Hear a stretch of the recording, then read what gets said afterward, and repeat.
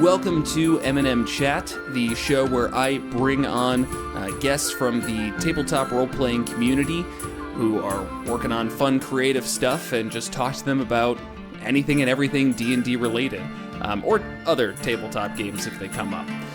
Today I have the Lord of Excrement, Sam Cummerfield, the brains behind the Our Role-Playing account and cast member of the Role-Playing and Role-Playing show. Sam, you want to introduce yourself, and if I missed anything, let people know what you do? Yeah. So, as you said, my name is Sam Comerford. I am the Dungeon Master, editor, Twitter fiend for Role-Playing and Role-Playing. I am, quote-unquote, the shitty guy, as I have been called. It's just the thing. That's what I got. I mean, that's about all. That's all I am. That's my entire personality wrapped up in an entire sentence. Well, hopefully we can find out a little bit more about the man behind the shit. Yes. So let's even start off with, how did you fall into this niche? And if you're not familiar, you've probably seen his memes on. It's such a weird thing. I'm interviewing you for your memes, but seen them on Reddit and Twitter. The general concept is talking about shitty ideas for D&D or tabletop games, of just fun concepts for your characters, your game. So how did you fall into that niche? So, it kind of started, I believe, in January. I decided that, like, these dialogue memes, they were doing okay. I would post them on Reddit, they would make the rounds or whatever. I do one daily. And they would do fine, right? They would get decent, what's that called? Traction? Decent traction, decent engagement. But I didn't have a brand. I didn't have something that I could call my own.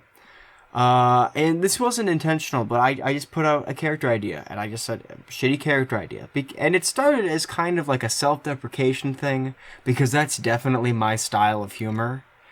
And do I think any of these ideas are bad? Not necessarily. Not all of them are bad. Not all of them are good. This is the brand at this point. Right. And it's gotten, like, the word shitty has done so much for the fucking Twitter account, and I didn't realize it would, but it's kind of grown into, like, simultaneously, like, a brand, but also, like, a way for people to have a label to put something under that's, like, self-deprecating, that allows them to do a good idea, but also driving engagement and basically cheating the algorithm. And it kind of just evolved into this thing, and I'm like, oh, all right, I can work with this. Yeah. I can work with this. And I mean, the great thing about it is I can literally post anything under that label, because either I subvert your expectations if you're new to this, and I'm like, oh, that's not shitty, and then I slap you with the meme, and then and then I gotcha. But if you've been along the block a couple of times, as it were, and I post something that's actually bad, you're like, wow, this one's actually shitty for once. And then I get you with the meme again, because shitty can mean whatever I want. You goose. You got him in the catch-22. And then you just, it's that constant Schrodinger's excrement equation. Oh my gosh. That's the whole deal, man. That's the whole brand at this point. And I mean, I don't know. I guess it's kind of my niche. I don't want to be pigeonholed to that, you know? I do like to do the dialogue posts, and I like to do the little, like, if you were a DM that had to choose a class, what kind of class would you be as a dungeon master? The prompts are fun, but, like, it's not the brand, you know? Right. It's not what you're putting out. Sure. I guess, in a way.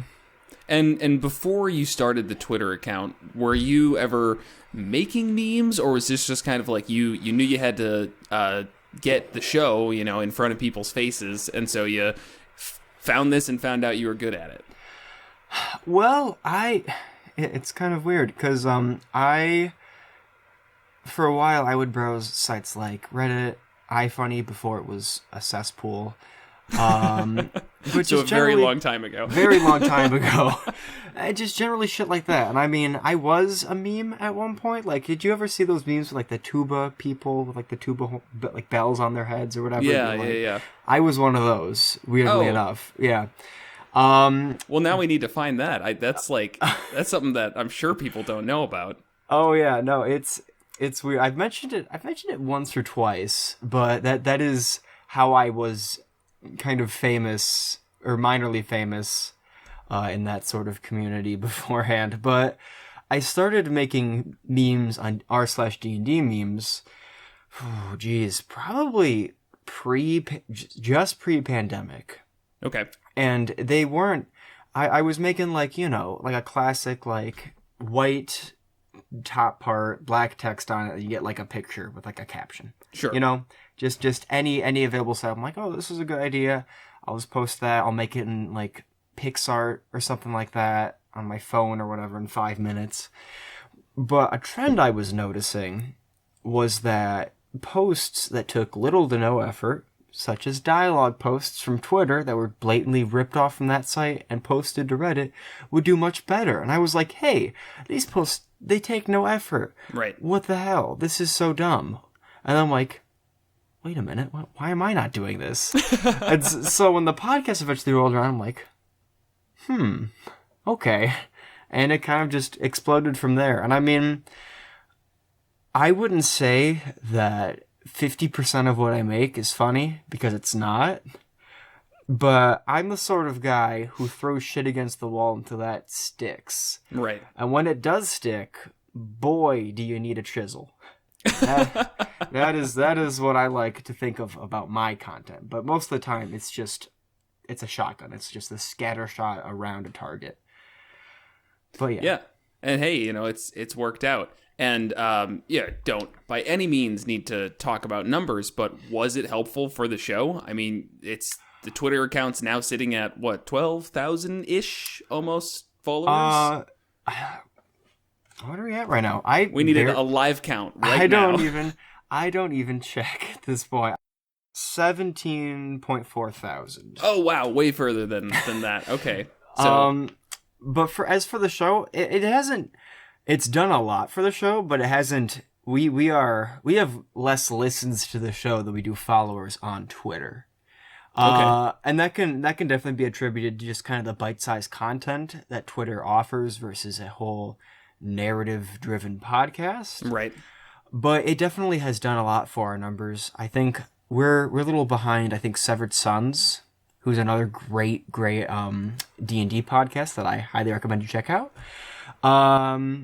In terms of numbers, I think just keeping track of where they're posting and stuff, I'm like, okay, that's a good benchmark to be following. Sure. But yeah, I honestly, it's you can be the most talented dungeon master, you can be the most talented player, you have the best setup, but it's not gonna. You're not gonna get much traction unless you have either connections or marketability. Right. And I mean, I wouldn't say I found a new way to do that, because I mean, memes to promote things have been around since the internet. But I kind of have found my niche of that. Yeah. And hey, that's important. And not to get too much into like the meta of podcast numbers, for D&D podcasts, because that's like a thing that only D&D podcasters are going to care about. But I think that there's a lot of pressure around actual plays to get a lot of traction, but at the end of the day, it's a lot to ask people to commit to. When you're talking about hours of content, I know people have had tons of different ways of trying to set it up, having only hour-long episodes, which is just sessions split up across a couple, which I believe that's what you do, right? Yeah. Mm-hmm. It definitely makes them more accessible. But, I think that it can be difficult for an average listener to say, oh, let me, listen to 40, 50, 100 episodes of a narrative. So, I mean, even just getting anything, I mean, that's awesome. And it's a matter of continuing on, and the snowball keeps rolling down the hill. That is the hope. I mean, yeah, that's that. And I mean, for D&D podcasts, especially for you guys, I am a little envious because you guys, as far as I know, you guys are you guys are more of a talk podcast, right? And it's more of like it's more episodic, if I'm correct. Yeah. Yes, 100%. Which kind of lends itself to like, one, you can drop in and be like, oh, how viable is the Twilight Cleric, which I hear is broken as hell. But you would be correct. but it also kind of gives you guys like this personal dynamic that people expect for longtime listeners. Like, oh, okay, this is probably what they're gonna say. This is probably how they're gonna react to Booming Blade, which, as I've heard, you guys are not the biggest fans of, if I'm correct. No, this isn't my show, though, so I won't go into that rant. Okay. We're here to talk about you, not my hatreds. But D&D actual play podcasts, I hate that word, actual play podcasts, or 3 words, whatever the hell. Yeah. I can't word, are you serious? No, but they're not podcasts. They're like radio dramas. They're not 100%. They're not episodic. You can't tune into one and be like, oh, I know what's going on. I know what's going to happen probably. Versus like in a D&D podcast, you need to be like, all right, I've been here since day one. I've been drinking my coffee, listening to this for hours. And I'm finally at the point where I'm caught up to this 80 episode backlog, and it can be exhausting. And I mean, it is a little hard to get people into that because on one hand, once you have a dedicated listener, that's like 60 guaranteed listens right there in terms of podcasting. But at the same time, it is so much harder to get people to be like, hey, would you like to listen to my friends and I play Dungeons and Dragons for like 60 plus hours? Yeah. Like, are you really that good at playing Dungeons and Dragons? Or what sets you apart? That's kind of the question. Like, what makes you more appetizing than the thousands of other D&D podcasts that are out there? Yeah, and that's actually a fantastic segue because we've talked about what your hook is to get people looking at your social media, which is a battle in itself, one that I would say you have thoroughly overcome. Now, what actually makes your podcast worth listening to? You know, what is the thing that sets you apart that you think is makes you a great show? Is it because you're such a good DM? Because I think you are. Oh, no. thank you. But I would not. I'd say pure abject chaos. Just plain and simple. I have never played with a party that is so willing to do the most batshit insane plans. And I have played, like, this is comparative to one-shots that I've played. This group of people, I love them to death. They're some of my best friends I've ever met. They are insane.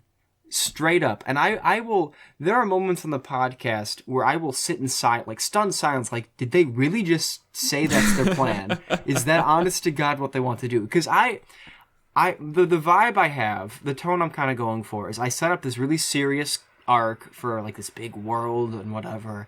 I have like tons of different quests planned. The whole campaign arc is already ready to go and whatnot. But in the moment is when we make it comedic, right? I got really lucky by picking the 5 friends that I did because their chemistry is just great with each other, which I did not expect because they have not met each other in person yet. Okay, so it's a bit of a risk. Yeah, and they hadn't even played a game together before. This was like their first outing, and they're like, they clicked. I'm like, oh shit, I kind of lucked out here. And I mean, do we have the occasional peeing and coffee joke? Yes, and it's not occasional, but that's how you get into it. And I mean, the jokes are just like so frenetic and chaotic that it's almost absurdism. Like, we have John Stamos in the podcast. We don't, but we have him as an NPC. John Stamos, if you're listening to this and would like to play yourself in our podcast, you are more than welcome. The door's always open for some family matters, but we actually made at least 1 or 2 negative comments towards John Stamos in earlier episodes, so I don't think he's going to be listening. Even if he hooked on, so that's that bridge is burned. What are the odds? But yeah, it's really kind of I just kind of set things up. It's not about me.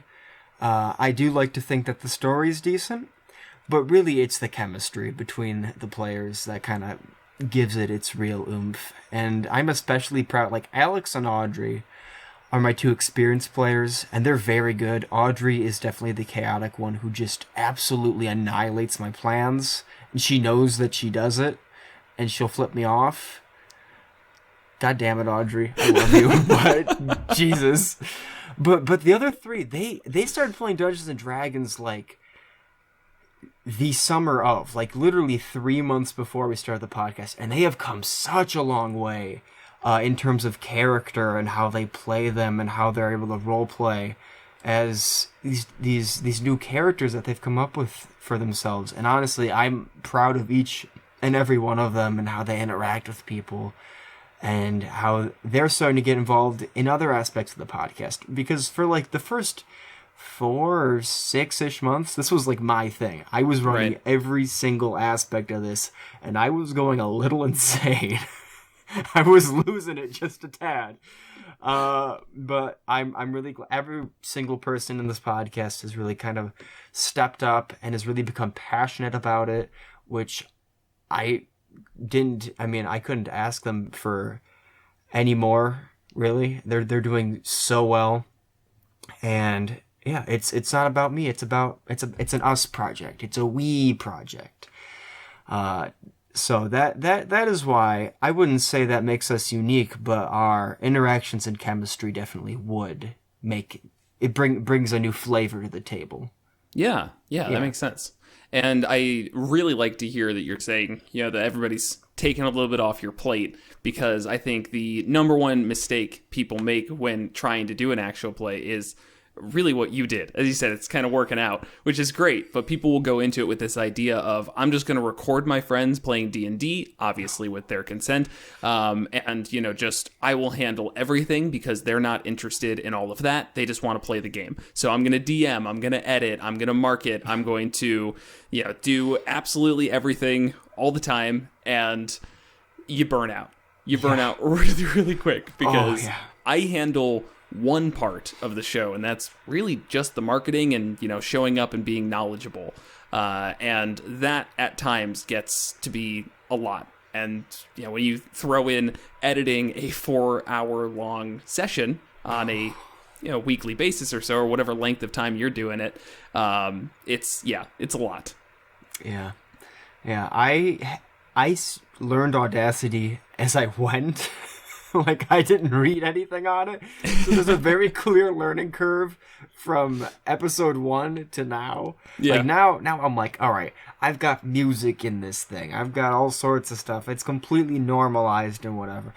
In the beginning, I'm like, all right, we're going to use a Discord chatbot.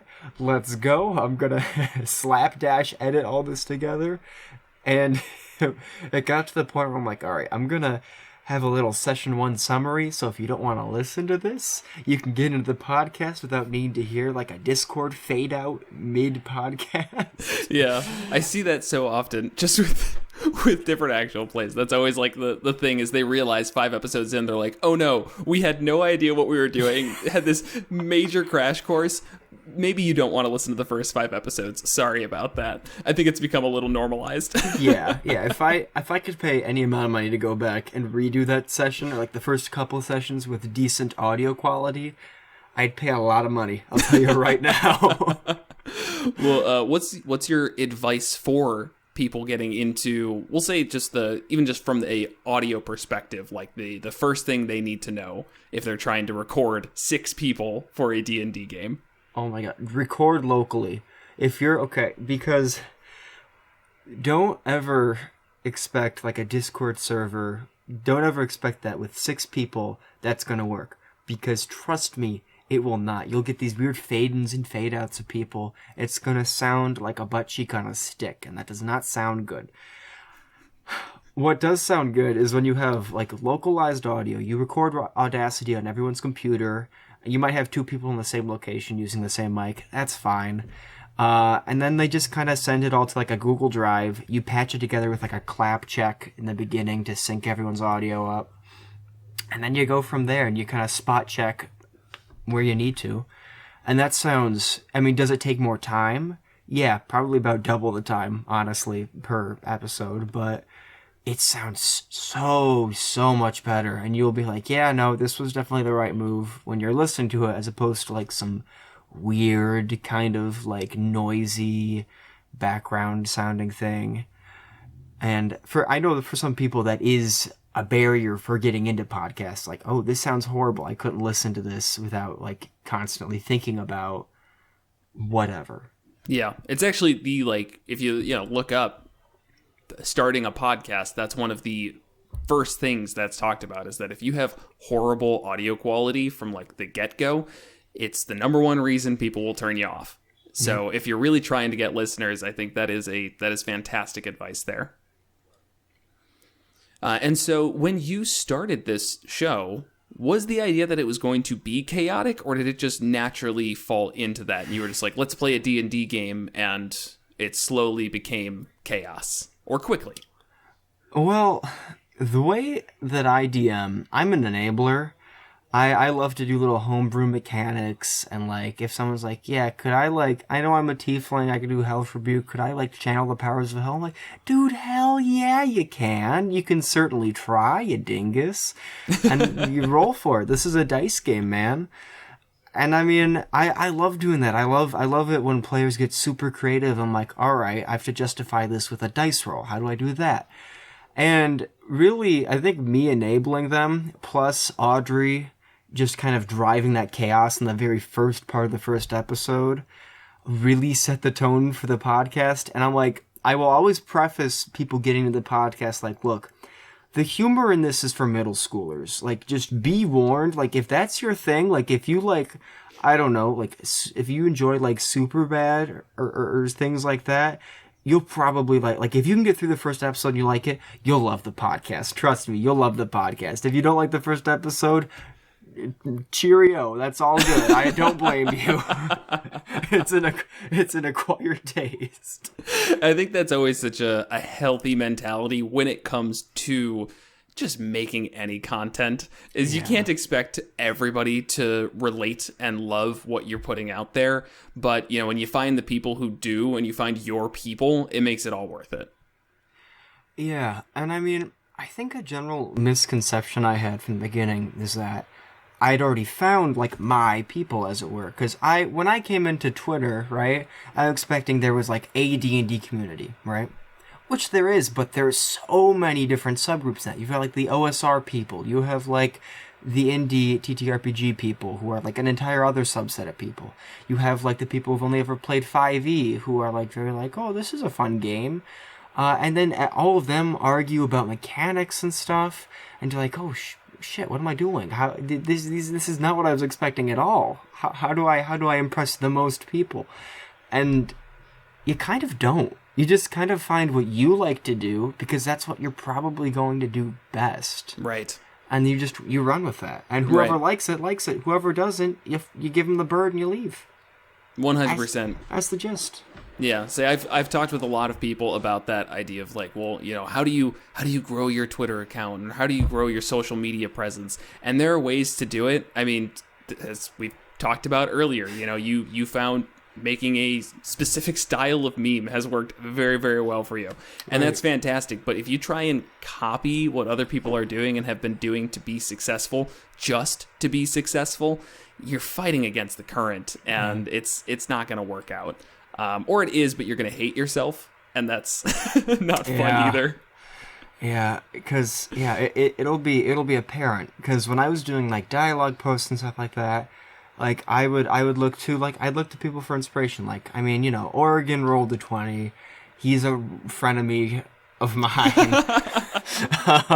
He goes around making a lot of frenemies, it seems. He does. He's a very I wouldn't say polarizing, because he's not, but he likes to portray himself that way. Yes, 100%. Boomer Kid, they put out these great dialogue posts that are super funny, and I'm like, all right, well, this is what's popular. I'll try this. And it was doing fine, but like I was like, okay, well, I'm just another schmuck on Twitter making dialogue posts. Right. What can I do that's different? And I kind of took a page from, I guess, like bad RPG ideas, except I made it a swear word, which makes people even angrier. which is exactly the point. Right. And I'm like, all right, I guess this is it. Let's run with this as far as we can. And I mean, then I don't know if we've gotten as far as we can. Maybe we have. I don't know. I don't care either, because this is a pretty good base to spread stuff about the podcast for. I'm fine with it. Yeah. So as a dungeon master, and it sounds like, if I understand correctly, a homebrewer, you're playing in a homebrew world, correct? Mm-hmm. I think I also do that, run into the issue where it feels like nobody cares about our homebrew world except for maybe our players and ourselves. Well, one of the things that I love about this show is that I care about your world. So I'm telling you right now that I want to hear about your world, because I think that we can always draw inspiration from each other's homebrew and, ideas, because we're all stealing it off of other things and turning it into new things. Then I'll steal it from you and you can steal from me. Oh, yeah. So tell me about your world. And if it's really, really big, then, maybe just start from where the campaign started and what localized info is there. Yeah. I mean, it is very large. I mean, I have 27 nations. I have a spreadsheet of diplomatic relations between all of them. Wow. You are categorized.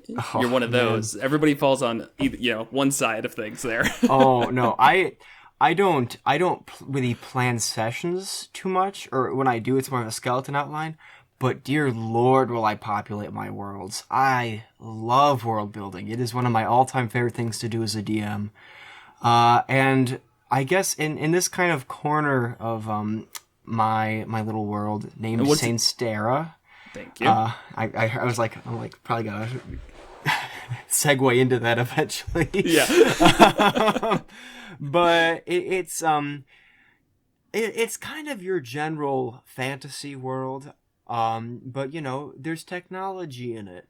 Kind of like a weird, kind of like Eberron, I'd say, in some parts, but in other parts it is still very more like old school Dungeons and Dragons. And there is a very big difference between these places. There's a nation that has a giant land tank just because it can, and I think that's cool. It is. And I wanted it to exist. It should. I mean, and it's just, there's a lot that I really can't talk about in terms of world building because it's so important to the story. And I know that there are podcasts like Critical Role that are super lore focused, and they're very oh, you need to catch up on all these episodes to know what's happening, because this nation and that nation or whatever, and this god and that god, what have you. And I have a lot of that set up, but the players don't know this, but their characters are all cosmically involved, as it were. And I'm excited to reveal to them why and how that is. But as it were, they're not totally aware of that yet. But it's just, in terms of the world itself, they're in a nation called Neviden. It's got this international guild in it called the Ringbearers Guild, hence the name of the podcast campaign arc. And it's drawn, the Ringbearers Guild. I drew kind of this hierarchy system from this book. I can not for the life of me think of what its name was. It was such a good series. But you have rings to denote your rank within the guild. Somebody will probably call me up and be like, "Oh, this is this book," and I'll be like, "Yes, this is exactly what I'm talking about." Please do. If you know the book, let us know. Yeah. And you can have up to 10 rings to denote your status within the guild. And currently the party has 1. They're not very high up because they've been. Funny enough, it's called the Ringbearer Chronicles. It's not really about the guild at all. It's about stopping this kind of ancient threat, kind of Sauron style, but kind of Voldemort too. The threat in the podcast, or the main bad guy, as far as the players are aware, that is this ancient enemy named Glaucon, who is this. They don't even really know what Glaucon is. They might be this evil god. They might be a lich of some sort, some dread necromancer. but they're evil. That's their jam, and they're staying alive via like 9 warlocks who kind of hold their essence on the material plane, which allows them to still stay alive somewhere. And that's kind of the premise. They're trying to find these warlocks, hunt them down, and kill them. That's okay. That's the plot. Yeah, so what makes them, because if it's just like a normal Bob and Steve just keeping themselves alive for thousands of years through some weird tethered connection to warlocks, most people aren't really going to care. So what is like this big bad doing that's causing everyone to say like, hey, this is a problem? Well, that's the thing. Nobody knows that this big bad is back. Okay. It's a very secretive thing. They're back. They died like a couple thousand years ago, and their spirit has kind of been influencing the world, kind of surreptitiously.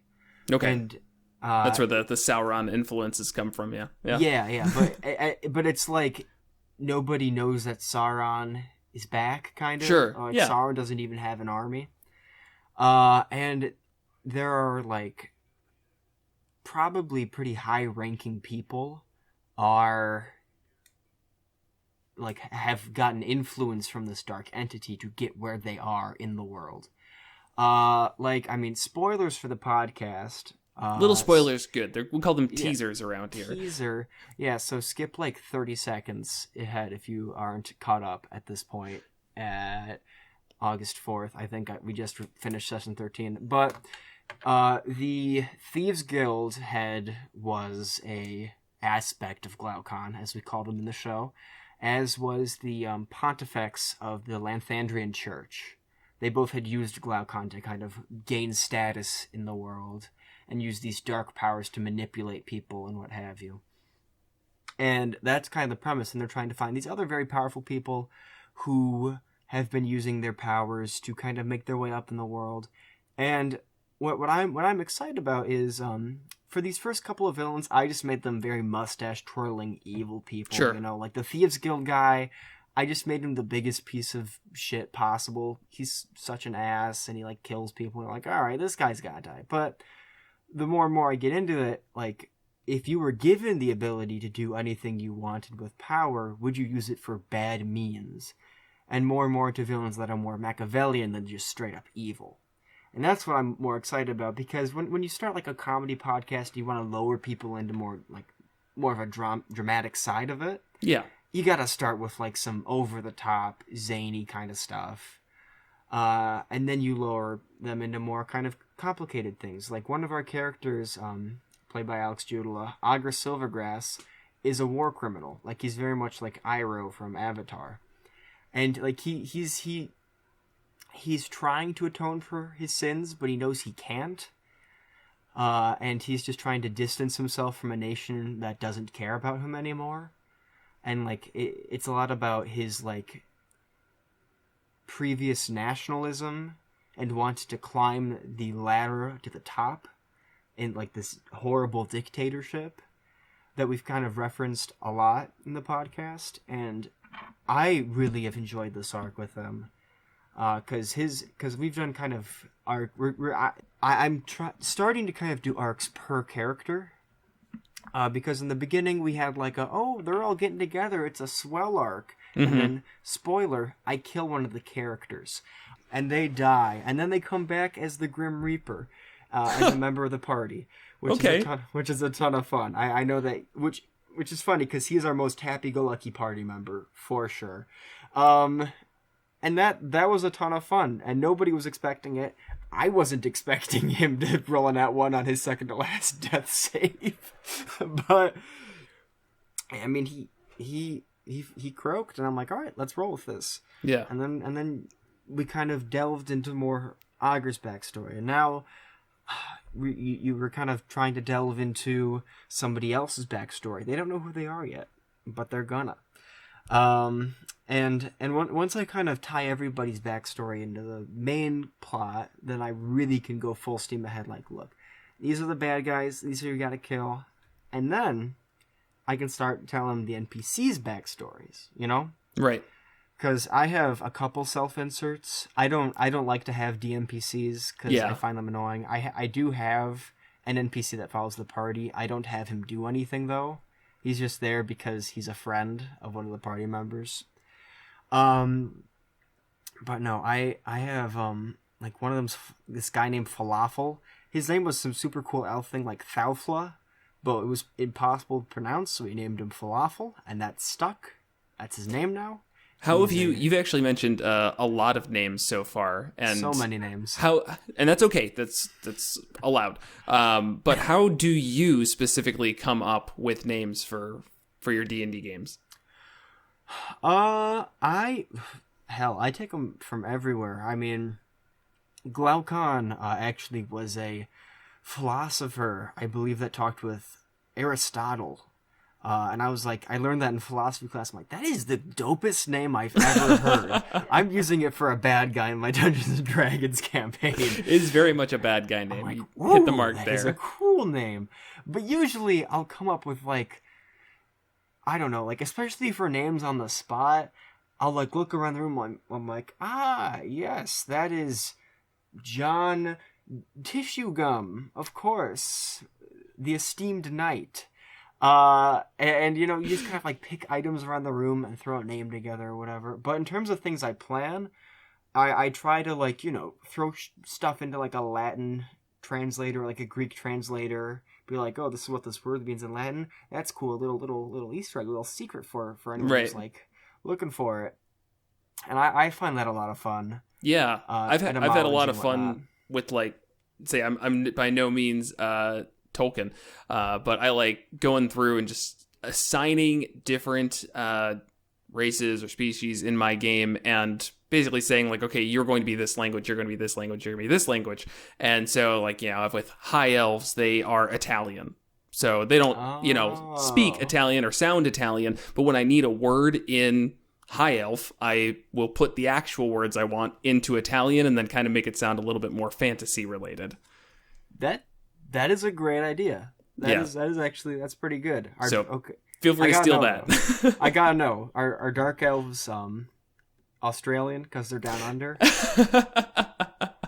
Australians don't have their own language, so that would be really tough. I also don't have dark elves in my setting. Okay. High elves have taken the role of both. Oh. So, but that's besides the point. Again, we're not here for me. One day I'll get interviewed and I can go into these details. Now you're talking about the NPCs and, like, kind of how you've had a self-insert. That's such a negative connotation, but it really is. It can be nice for the DM to have a voice in the party for when the party's being very, very dumb. Chaotic. They're never dumb. Fortunately, I have a very smart group of people at my table. Fortunately, they're like, intentionally chaotic. They're intentionally chaotic. They mess with my shit, as it were. They intentionally will just harm my story, and I'm like, guys, come on, folks. And kind of got give them a little shepherd them back towards the story. Like, come on, guys, come on. How do you do that with such a chaotic group? I mean, I feel like you have. You must have some tricks up your sleeve here. Well, the incentive is usually money and leveling up. I'm like, well, guys, look. You guys can totally just hang out in the tea shop all day, which is great. Or you could, you know, stop the world-ending threat that's looming at the door. Oh, well. You don't get level ups for running a fashion show with dogs. Right, exactly. And generally, they are pretty on point. But it's more the out of game tangents that use up a lot of time. And those are fun. That is kind of a staple of our podcast, just to be like, wait a minute, and then just devolve into something for 15 minutes, and I'll be like, guys, it's been 15 minutes. We're here to play Dungeons and Dragons, please. Right. But in terms of my NPCs, I am of the belief that every single character in Dungeons and Dragons is a facet of myself. Every person in the setting, and I have two that are definitely a lot more like me than any of the others. And one of them is one of the guild masters that kind of sends him on quests is this big dragonborn named Nicodemus. They're very no nonsense. They have this kind of sense of duty and responsibility. They used to be an adventurer, but now they're not. And I was really worried you were going to say, but then they took an arrow to the knee, and I was going to be like... I'm cliche, but I'm not that cliche. Yeah, thank you. And then Falafel is my other. He's much more chaotic and all over the place. He's like this unorganized intellectual type, and he runs like this fantasy Illuminati group that is aware of Glaucon, and is like, hey, we gotta take out these warlocks before they like destroy the world or whatever the heck Glaucon's plan is. And I kind of like to think of myself as kind of a combination of those two characters, because I like to kind of, lead things and like take like command and control of stuff, especially in DMing. But at the same time, I'm like, you know what? Let's go for it. Let's be all zany and stuff. Let's get stuff done. But you gotta have fun doing it. You gotta approach it from a creative angle. And yeah, going back to that self-insert thing, that is such a negative connotation, and it shouldn't be. No, because it doesn't need to be, at least. No, it doesn't need to be, because this is you made the world, right? It's only fitting that you have parts of it that are you, right? It's a mirror to yourself, as it were. Right. And I mean, I'm sure Tolkien had his very own. I mean, Tom Bombadil was probably a self-insert. Let's be really honest here. But somebody who likes to tell stories and go on way too long. Would that be a self-insert for Tolkien? No, must be somebody else. But yeah, I mean, I don't think there's any shame in that. DNPCs that tell the party what to do constantly and have the strongest stats, that sucks. That is shitty, and it kind of robs people of agency. But to have somebody in your game that's a lot like you, that shouldn't be a bad thing. It's a thin line. Yeah, it's a thin line, yeah, but I think you're right, and that should be the, going forward, continue on that, championing that. Just, it's good. Have a self-insert. Yeah, exactly. Let it be you. Let yourself come out a little bit. And I think that's why DMing and making a homebrew world feels so rewarding for people, is that they're not just it's not just creating a world, creating a story for people. It's, as you said, it's putting a lot of yourself into this world, because you're putting the things you like into it, all of the ways you've been influenced in your life into this story, and then hoping that a couple of people at the table want to engage with it and find it interesting as well. So, it's just a very personal thing. Yeah. And a lot of people, I know, I'm of the belief that if you're comfortable with it, of course, you should try DMing at least once, just to understand how it feels to be running so many things at once, and because it's such a personal experience, it's such a personal thing, because even when you're just some NPC, you're putting whatever part of yourself you think works in that exact situation for this exact person, for whatever dimension they want to show, for like a split second, even if somebody was just telling you to chase after someone or whatever the situation is. That's a lot of work, and it's a lot of emotional effort. And I know a lot of people don't understand that sometimes. But this isn't like a self-pity parade. It's not that hard. Anybody can DM, honestly. Anybody can DM, but it is definitely work, and it is, as you said, you see things from a different light entirely once you're controlling absolutely everything in the game, besides what the players do. Right. It's the art of interactive storytelling. Right. Yeah. And to kind of switch gears here, you mentioned that you have 20-something nations in this homebrew world. Is that something that the players actually interact with, or is that just your own thing, your own love to just create and build off those? Mostly it's my own love. I know that I am such a sucker for geopolitical conflicts in my game. And I have some in the campaign that we're playing, but I'm not trying to make it super hefty or whatever, because that can be kind of dry for a lot of people. It can be hard to get into. But I love that so much. I find that so engaging. And it is kind of more for me. I've spent so much time working on this world and all the plot dynamics behind it. But everyone is aware that there are other nations, and I mean, they've interacted with, I think, 4 now, that they've kind of been to and seen the general politics and environment of at this point. And I mean, I think they enjoy it. Yeah. Well, what do you do? What are your first steps when creating one of these new nations from a world building perspective? Well, usually what I'll do is I will start by making a map. I'm not the best cartographer out there. That goes to many other talented people out in Twitter and what have you. But I love making maps on Incarnate. That is my preferred map making place, I guess. And I love making world maps specifically, just because making something of such a scale and thinking, like, as you're making it, watching these shapes come together as continents, you're like, oh wow, this could go here. I'm gonna put a mountain range here, and that's what this will mean for these rivers and tributaries, and that's how that'll affect trade and what have you. And once I get climate down and whatnot, I can think, okay, here's where national borders might be. Here's how that would affect the people living there. Like, say, a much colder nation that is probably bordered by the sea way up north probably isn't going to be as rich or prosperous as a sea that probably borders, like, the equivalent of the Mediterranean. Probably won't have as many opportunities for trade, or they might not have as many resources, or their resources will probably differ. Right.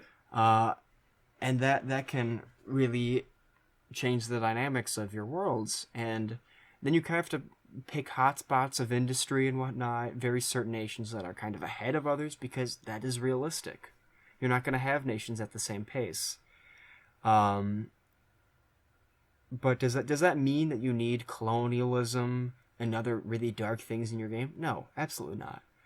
But the way I like to see it is you can approach realism with fantasy without getting all the things you try to escape from realism into your fantasy, if you know what I'm saying. Mm-hmm. Because is there war and conflict? Yeah, that can make for an interesting game, especially when it's like it is an unequal war and you want to support the underdogs or what have you. There are multiple wars going on right now in my game that the players are, well, their characters would be semi-aware of. The players are not, because they haven't asked. I cry a little bit. No, I'm kidding. If any of the players are listening right now, just ask. Just like ask. One question. Yeah, interview me about my world. But it's a ton of work. I personally love it. I know people who hate that kind of stuff, and it's like, I want to get in, I want to play D&D, I want to play this character, I want to have fun, and I want to do like a little detective thing, or I want to do a bunch of dungeon crawls, and that's just not my thing. In fact, this might be a hot take, I don't even like combat that much. I much prefer roleplay to actual combat.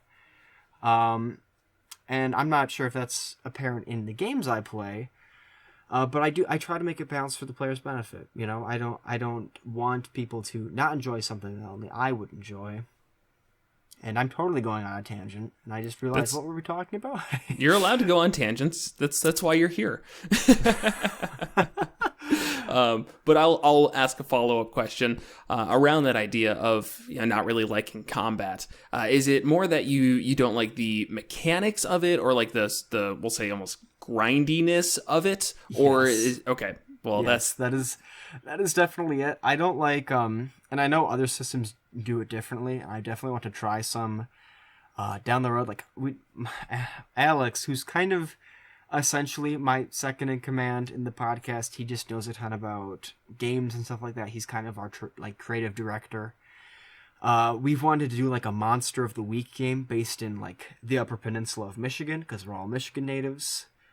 That would be hilarious and awesome. And I personally love Monster of the Week. I think it does a lot better job of being much more like D&D could be so clunky versus, and it does have a lot of consistent rules that are really easy to make homebrew with and to apply to different subclasses and whatnot.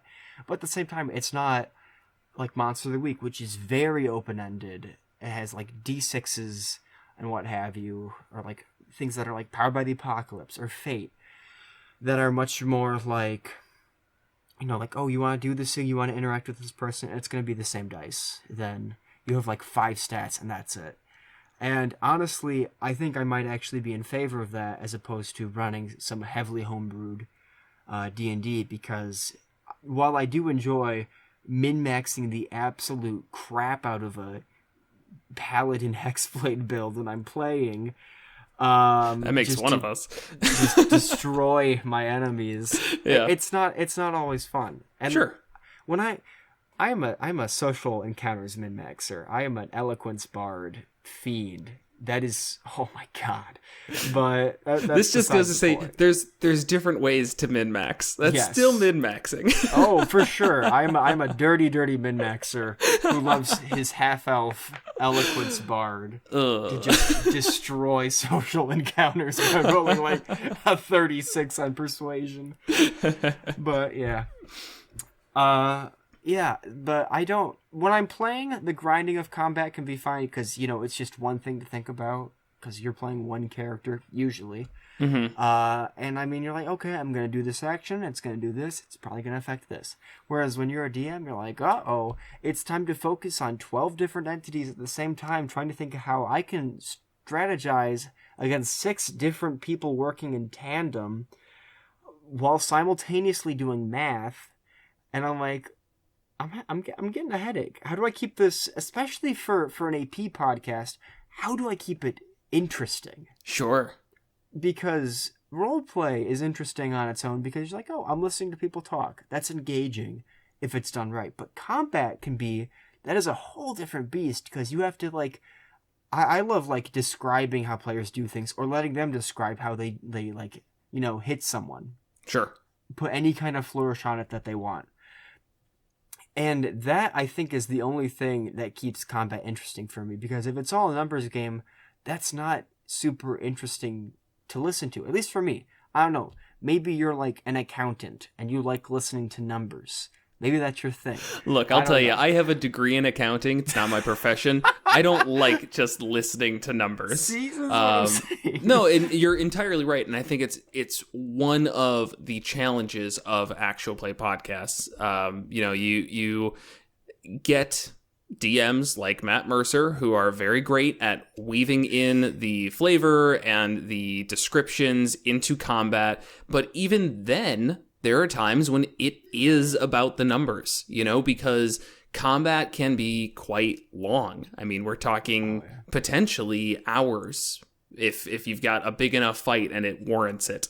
And there's definitely a disconnect with actual plays where you're trying to keep people entertained, but a lot of times the entertainment value in combat around the table with mics off is that you are invested in the outcomes of every single roll. And it's easier to do that when you're at the table than it is when you're listening. Yeah, and I think shows like, I am a huge fan of Dimension 20. Okay. That is by far my favorite.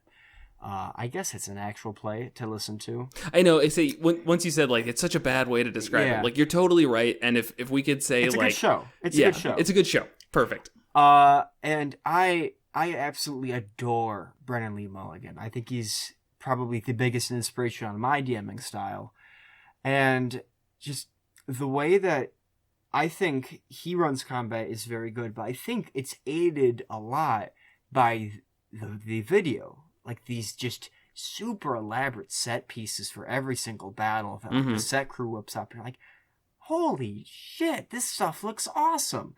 And then he's got like the box of doom for the big scary rolls. And he rolls in there like all the music. You're like, oh, Right. scary rolling coming, and you get all tense, and you're like, that is engaging combat done well.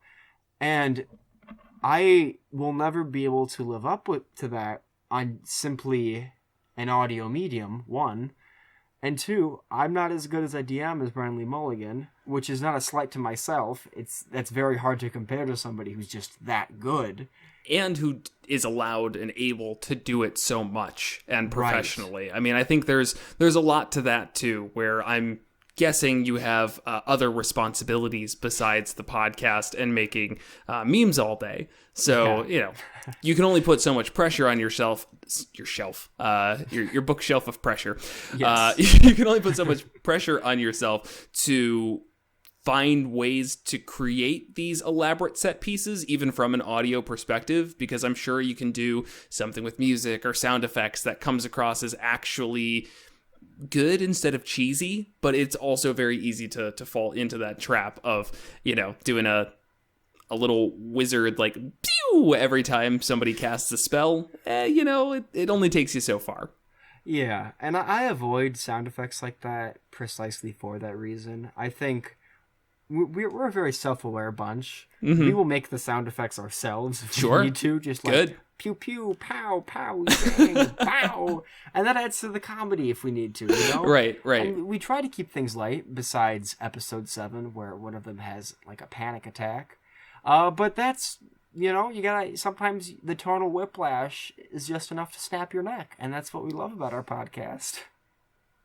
Yeah, I think that's always important. You hear that a lot where it's comedy podcasts do a good job of making you cry because you come in laughing, feeling a bit emotionally vulnerable because you're like, oh wow, this is all just fun and everything's great, and then sad things happen and it's like, whoa, where did that come from? That it almost makes the moments hit a little bit harder. And I hear people mention that a lot with Dimension 20, so obviously I see there's a lot of inspiration from there, which is not a bad place to take inspiration from. Oh yeah, I personally am in awe of just really generally serious podcasts that pull it off.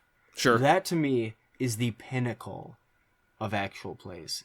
If you can make people invested in an actual play podcast that is, for the most part, pretty serious, that is an accomplishment. Mm-hmm. Because usually comedy is such an easy thing to engage people with. People like to laugh. People like to feel like they're a part of a joke. And to get involved with characters and stuff like that without that kind of emotional padding, as it were, that is a serious feat that I, right now, or at least in this level of podcasting, I'm not proficient enough to pull off. Maybe in the future, but not right now. But yeah, people out there like Matt Mercer. And I mean, the Matt Mercer effect be damned, but... Yeah, it's not even worth talking about. Even worth talking about. It's been talked to the ground. I hate every time I see it, you're scrolling on wherever and somebody starts talking about the Matt Mercer effect. These days, I'm just like, ugh, can we move on? I hate that word, too, because it just gives Matt Mercer so much shit. And he's just a guy. Yeah. He's just a guy. Just call it, like, the professional DM effect. Right. It's not nearly as catchy, don't get me wrong. Yeah. But, like... Poor Matt Mercer, man. He's trying his best. Right. He's like, maybe I should be a worse DM so people stop giving me flack. Oh, yeah. Is that something that you would want to move towards, the idea of like a more serious podcast? Not saying, drop what you're doing right now, but is that like, would you, if the opportunity presented itself to take on a fully serious campaign, would you try and do that? I'm not sure. Fully serious is a strong way to put it. Yeah. For what it's worth, all serious campaigns have jokes. Jokes are going to happen, but I would need. It's a lot less about me than it is about player composition. If I had players who were serious and had like read into their characters and read into their backstories and were really excited about doing like a really serious campaign, I'd be 100% down to do that. But that's not the case with this group, and that's totally fine. In fact, I love this group, and I love this podcast because it is a ton of fun to run, and I always look forward to recording it. Editing, not so much. Recording it, 100%. But it's the disconnect between comedy and drama doesn't need to be a disconnect. Sure. It's drama. All drama podcasts, that's great. That is admirable. All comedy podcasts, good for you. You're doing something that makes you laugh. That's having fun. And if you can get a beautiful, happy medium of comedy and drama that sucker punches you right in the solar plexus, and you're like, holy shit, I was not ready for that. That is our golden medium. Because, hell, we do have our Adventure Zone-esque, like, tangents and what have you. But at the end of the day, we're trying to tell a story. Right. Right? And I mean, and at the end of that day, we're just a couple of college kids playing Dungeons and Dragons. That's all we got going for us. And whether you like that or not, you're going to get people with the maturity of 12-year-olds playing Dungeons and Dragons. So, at this point, probably not. Yeah. No, that's fair. That's fair. Probably not. Yeah. And you're spot on when you say like it is heavily player dependent, because you can come into it as a DM with the most serious story concept in mind, which honestly, it sounds like from what you've told me, you have a serious story. You know, Yes. your big bad evil guy isn't a flying fart that makes everybody turn their nose up and go, ew, stinky. There it is. That is the most immature thing I could think of right off the bat. That could be an NPC in our world. Sure. And maybe it's an NPC again. You know, you're rolling with the comedy punches, which is fantastic. But you know, it is 100% up to how the players take that information and how they spit it back to you. That keeps the tone, and that was like a really important thing for my home game, which is not recorded by any means and never will be, because editing. Is that I actually had to ask a player to not join the campaign because I was like, hey, I really want to try doing something like very try-hardy. You know, like I want us to be sitting around and really trying to get into roleplay, trying to have character arcs, trying to engage with the world that I'm spending so much of my life creating. And, you know, I was like, does that actually sound enjoyable to you? And they were like, no, I just kind of want to drink and, you know, screw around with my friends. And I'm like, I get it. I don't want you here for this game. And we can still be friends. Yeah. And that's perfectly acceptable. And I think the wonderful thing about Dungeons and Dragons, or any tabletop game. Yeah. I know I'll get eviscerated if I just mention only Dungeons and Dragons. Yeah, I do it all the time where it's like I use D&D as like the blanket term of all TTRPGs. There are tons of TTRPGs that are very different from each other. Like, you know what I call tissues? I call them Kleenex. All right, we all fall into the trap. Exactly. But the wonderful thing about TTRPGs is that it's such a cyclical experience. Because on one hand, you have the DM or GM giving the players the setting. They're giving them the context. But then the players respond to that in any way that they may. And then the GM has to respond to that. And the players have to respond to that response. And it's this beautiful concert of call and response that really can make a beautiful melody if you put those parts together correctly. Right. If you know how to respond to each other and you know what your players are, if the players know what to expect and you know what to expect from them. Once you have that kind of, not even chemistry, but awareness of how you would react to those sorts of situations, then you can go full steam ahead with however much comedy and drama you'd like in your game.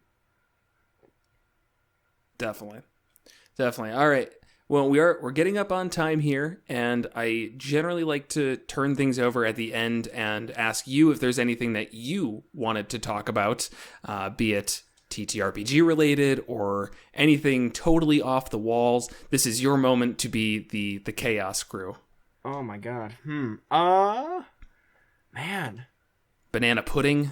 If you've got strong opinions on that. I'm a fan of banana pudding. I'm not like I'm not like a huge like, oh my god, I gotta try all the banana pudding. But I'm like that for Ruebens.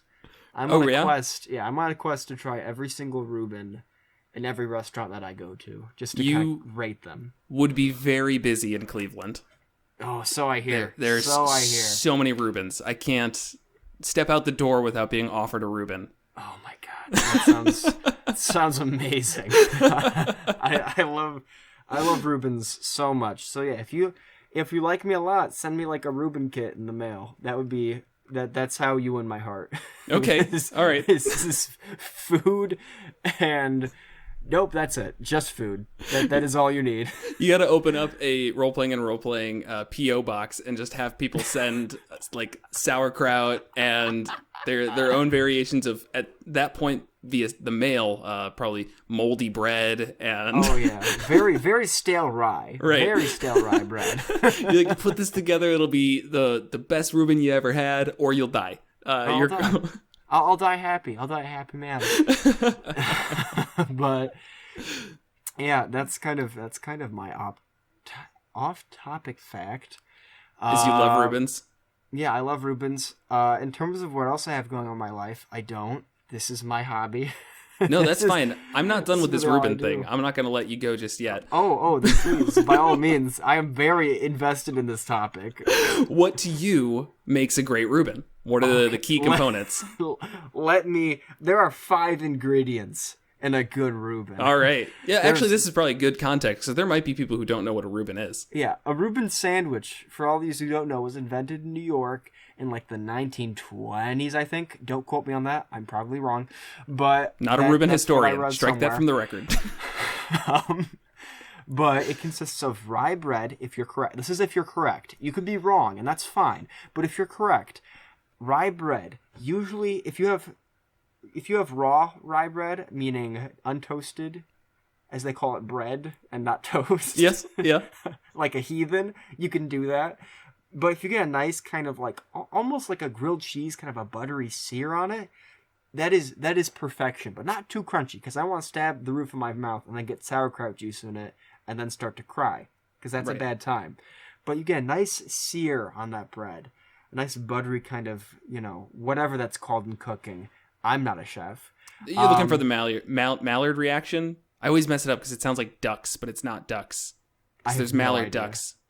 I think it's Maillard. Maillard? Something like that. Somebody can yell at me that I'm wrong. Yeah, please correct me. But so you got the bread, you got the Thousand Island dressing. This is quintessential. Thousand Island dressing is it's the key to having a good Reuben. You can never have too much of it. Because that stuff that's the zing to your Reuben. And that's, what is it? It's like relish, mayo, and ketchup, and probably a bunch of other things. If some spices here and there. Yeah, kind of. I think some Worcestershire sauce, maybe. Oh, probably sprinkled in there somewhere. But that, I could eat that stuff with a spoon. That stuff is amazing. And then you've got your sauerkraut, which is, pickled cabbage. You got a nice crunchy, like kind of, not diced, but like kind of strings of sauerkraut. Shredded. That is shredded. Thank you. That's the word I was looking for. You have nice shredded sauerkraut. That's what you're looking for. Now, you got the corned beef. This is the main ingredient of your Reuben, right? It's like 80% of it. Oh, by yeah. mass. If you're doing it right, you get a thick Reuben with a ton of meat. And we're talking slabs here. Or you know what? There's no right way to have the meat. Well, there are wrong ways, but the decent ways to have it is you gotta do it thick cut, or you can do kind of more like a thin, almost lunch meat way, or shredded. All of it's good as long as the meat tastes decent. And there are definitely bad ways to make corned beef. I'm not a chef. I don't know what the words for those are, but there are. They exist. I've had them. What am I missing? Because I got the bread, I got the sauerkraut, I got the sauce, I got the meat. I can't be missing anything, am I? That's Swiss cheese. Swiss cheese. I almost forgot. I can't believe it. And Swiss cheese, it shouldn't be overpowering. It should not be the main ingredient of Reuben. I didn't order, pardon my French, a fucking grilled cheese here, man. I want a little bit of Swiss to complement my corned beef.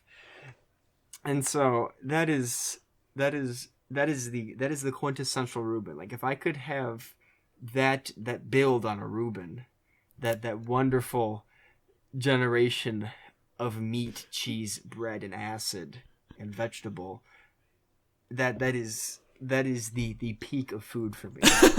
It's amazing. And do you have a Reuben place locally that's your go-to? I do. It's this little place called Pickles and Rye. It's a little Jewish deli. And they have a Reuben, obviously, but they have this other sandwich that's like a Reuben, but then they got like extra lettuce and tomato in there, and they got like a pate, and it sounds weird, but it's real good. Interesting.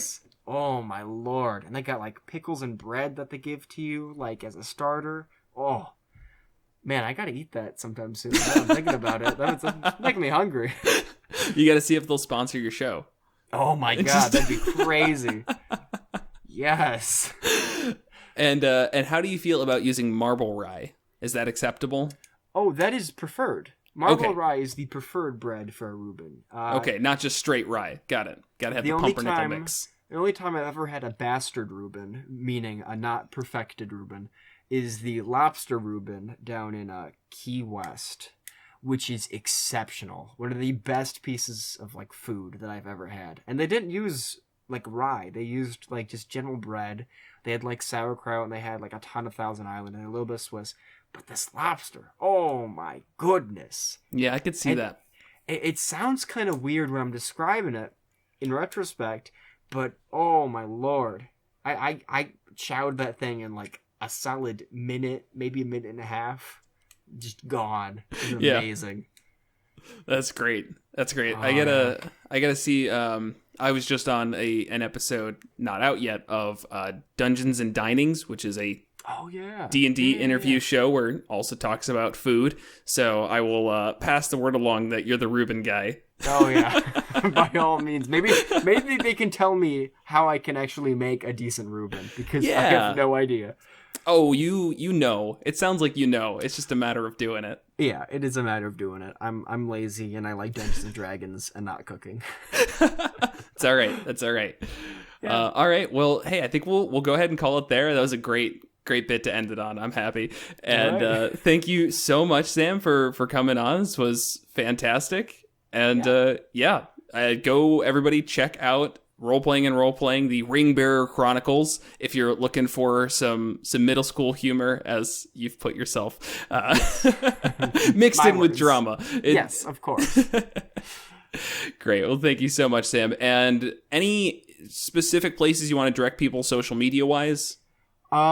Yes. You could follow me personally at Sam Cummerford24. You don't have to. That's fine. But you are obligated to follow me at Our Role Playing, which is our podcast and shitty bank of ideas. Because I do funny things there, kind of, maybe. Humor is subjective. I don't know how you feel about it, but they're ideas, so take them as you will. I'm gonna probably hit you with the meme if you argue with me, because that's how I roll. And we have a website, just roleplayingandroleplaying.com.